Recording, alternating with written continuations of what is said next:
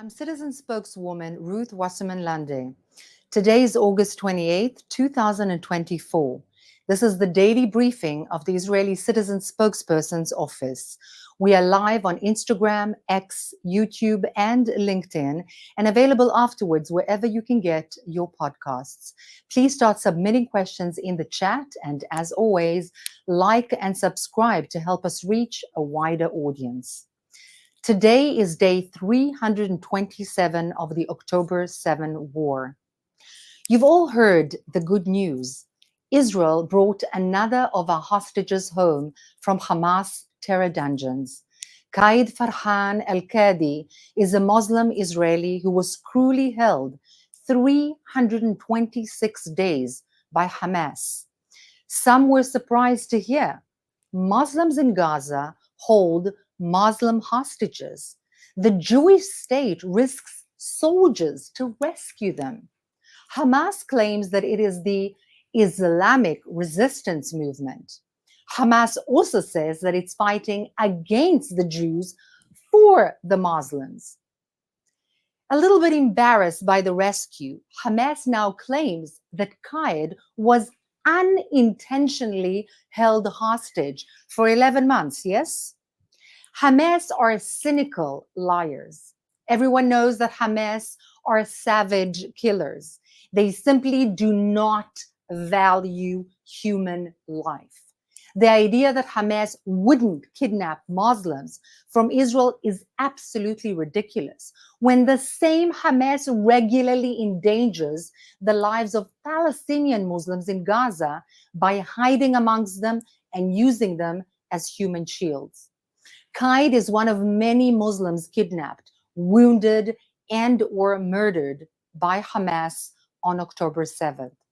At least 3 Muslim Israelis are still held hostage by Hamas.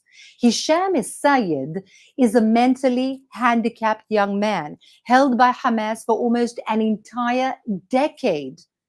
At least 7 Muslims were murdered by Hamas rockets on October 7th, including 4 teenage brothers whose home was directly hit.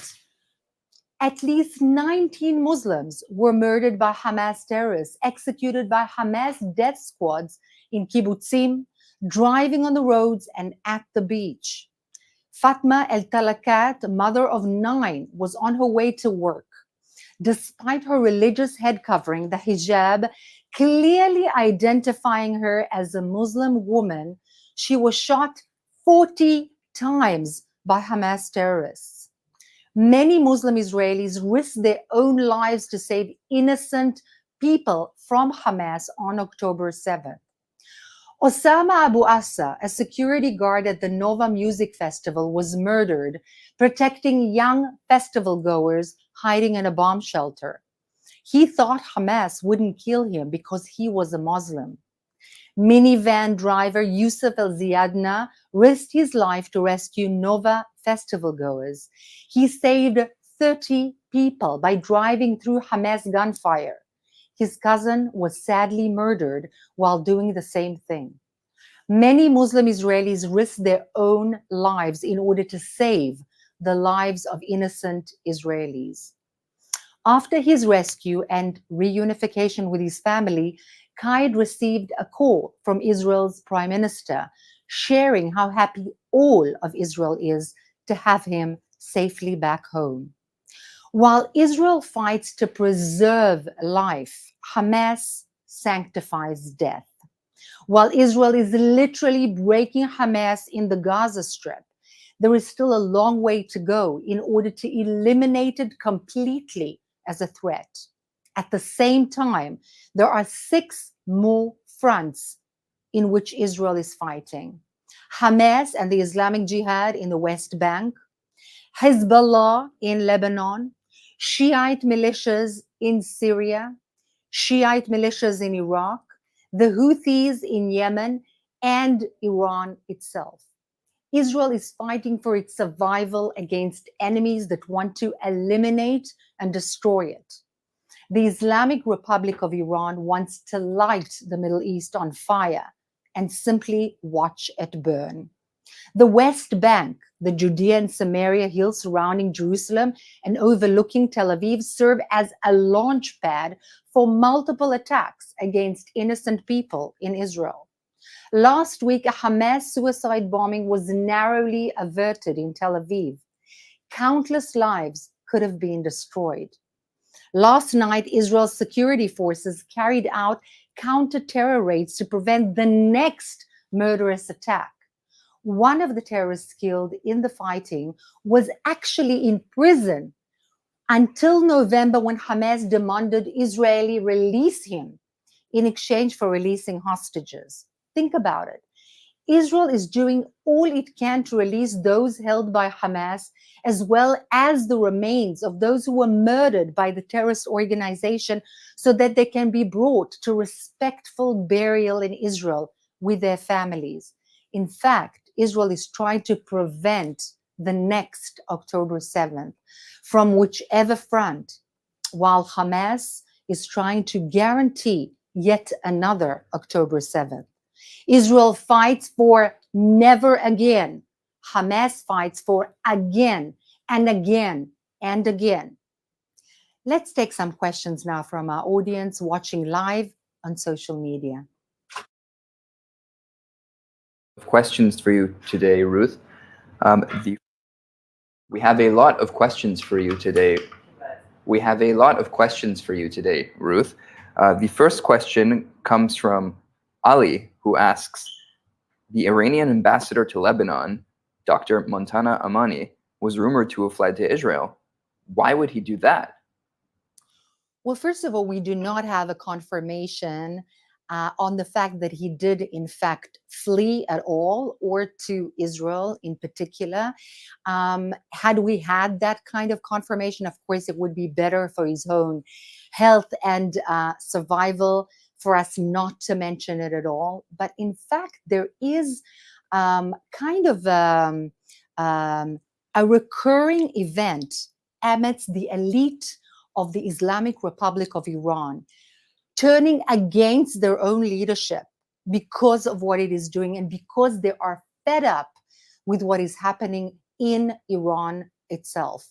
And this one can be seen as an example, in fact, as a kind of an expression of the discomfort, the disrespect, the disengagement of the actual elite from their own leadership. I would imagine that this would be an example of that. Max on X asks, Egypt has reportedly refused a compromise that keeps Israel on the Philadelphia corridor. What is their interest? Why do they want to enable Hamas to resume smuggling weapons?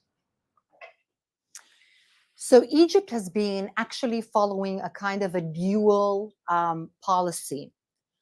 On the one hand, it is a very strong strategic partner with Israel, with a peace of over 40 odd years, no war, and that is something huge that one should treasure.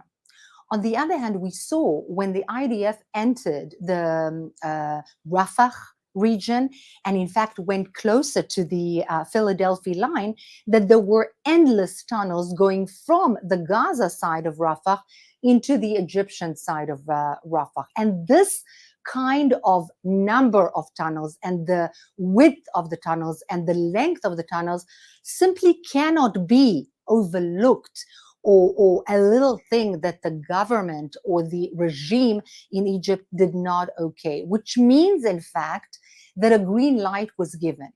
Hence, we understand that there was a cooperation or an understanding between the Egyptian regime and the Hamas. Now, that's very confusing because the Egyptian regime hates Hamas. They see them as part of the Muslim Brotherhood, as a threat to their own regime. So, how do we understand it? First, there are elite people on the Egyptian side that actually got money from the smuggling. But that's not the whole story. There was probably some kind of an understanding that the Hamas would not cooperate with ISIS on the Egyptian side of the border. In other words, the ISIS that was in the Sinai Peninsula, in return for turning a blind eye on the smuggling. Now, the Egyptians well understand that this smuggling is illegal, and what is being smuggled, apart from people and terrorists, is in fact parts and dual use things that are used for weapons in order to kill, maim, rape, slaughter, and burn innocent civilians, whether they're Palestinians or Israelis. And therefore, there's an issue. Now, on the one hand, as I said, there is an interest on the Egyptian side to counter Hamas. The Hamas killed Egyptian soldiers in 2012 when it entered Egypt and killed them. And as I said, they're part of the Muslim Brotherhood, a threat to the Egyptian regime. But on the other hand, there was a kind of an understanding for sure, because there's no way that the Egyptian government could have allowed, or this could have happened without them giving the green light and allowing them to take place. And therefore, we see this duality in the Egyptian policy. That is something we need to live with and to counter in some manner. On Instagram, I haven't made a name asks, what do the Arab leaders have to say about the rescue of Qaid? Do they share support? So it's very interesting because the Muslim Brotherhood and the Hamas were relatively silent because they were completely embarrassed. But afterwards, they tried to lie their way out of it and say that this was done by mistake. And then he was released. Yes, released only after 11 months. It took them 11 whole entire months to understand that this person was in their captivity and in their hands. Of course, this is a blatant lie, but the Arab world and the actual social media did relate the fact that there is something fishy in this whole situation. And hopefully the world will wake up to the fact that these terrorists, they don't only retaliate in their so-called language against Jews, they retaliate against Westerners, they retaliate and they attack Muslims. In fact, when they hide behind civilians in Gaza itself, making civilian Palestinian Muslims lose their lives, this is endangering Gazan lives. And there were already statements made by Muslim Arab leaders about that Hamas is a threat to Muslims within Gaza. In fact, Abu Mazen, the so-called president of the Palestinian people, the one that is recognized worldwide in the West Bank, said the same thing. We need to remember, of course, that the Fatah, headed by Abu Mazen, and the Hamas are arch enemies. But there is an understanding, a clear understanding by most of the Arab leaders of what is Hamas. Not only endangering Jews, not only endangering Westerners, in fact, radical Islam endangers the West, but also the Arab states and Muslims in general. And this is something that needs to be regurgitated. It needs to be sent out as a message to the world and also to the Arab-speaking public out there, because the Arab media does not do this enough. And most of it is colored in a certain way to serve Hamas, like, for example, Al Jazeera, which says definitely what Hamas wants it to say to the world.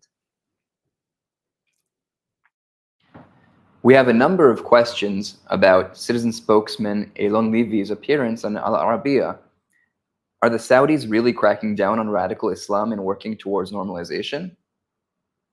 So in my humble opinion, for a long time now, the Saudis have a vested interest in actually moving towards normalization. It's not necessarily out of complete rosy love for the Jewish state of Israel, but out of interest. And that's legitimate because they understand, first of all, what is radical and extreme Islam. If anybody understands what it is, the Saudis understand. By the way, the Egyptians understand, the Bahrainis understand, the Emiratis understand. And why? Because they all felt it. They all experienced it. They all know that it's a threat to the well-being of their own people and definitely to the survival of the regimes. And therefore, they need to join hands in a coalition with like-minded countries and partners in the region, including Israel, to fight this kind of terrorism, by the way, funded, encouraged, and pressed by the Islamic Republic of Iran, the Shiite malice that actually wants to reignite the region, to actually cause fire within the region. And that's why, in the first place, Saudi Arabia wanted to move towards Israel, wanted to move towards the West. Did they fight radical Islam within them? Of course they did. If you just hold a Palestinian flag in Saudi Arabia, like, for example, a Muslim woman did in Mecca when she went on the Hajj, you know what happened to her? She was taken by the Saudi police.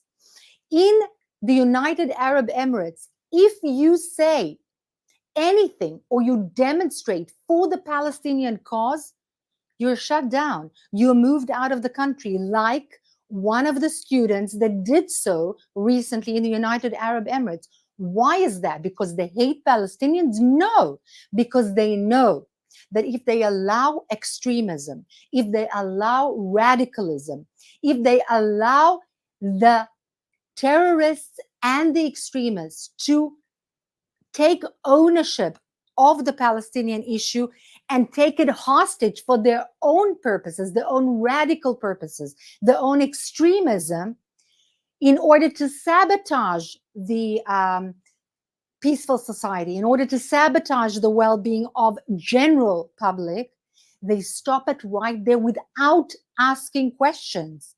And it's much more than the West does. Europe, United States, Israel. That's why radical Islam is flourishing in Europe and in the United States of America and in Canada and in Australia, and not flourishing in the Arab states. I hope that answers your question. Our last question comes from YouTube, where we're asked, what should people in the diaspora do when they see flight attendants wearing Palestinian flags? It's scary. Absolutely. It's not only that. In general, when people serving a certain public that needs to be neutral, including Jews, Westerners, Israelis, etc., wear any kind of sign that signifies that they are specifically aligned with one side of the conflict, it should be reported immediately, and have relevant people send letters to the Congress people, to the owners of the flight companies or whatever other company that is relevant in which this takes place. It has been done before, it has been successful, and it shouldn't happen. And you can take action, you should take action, and your action will have impact. So go for it. Thank you so much.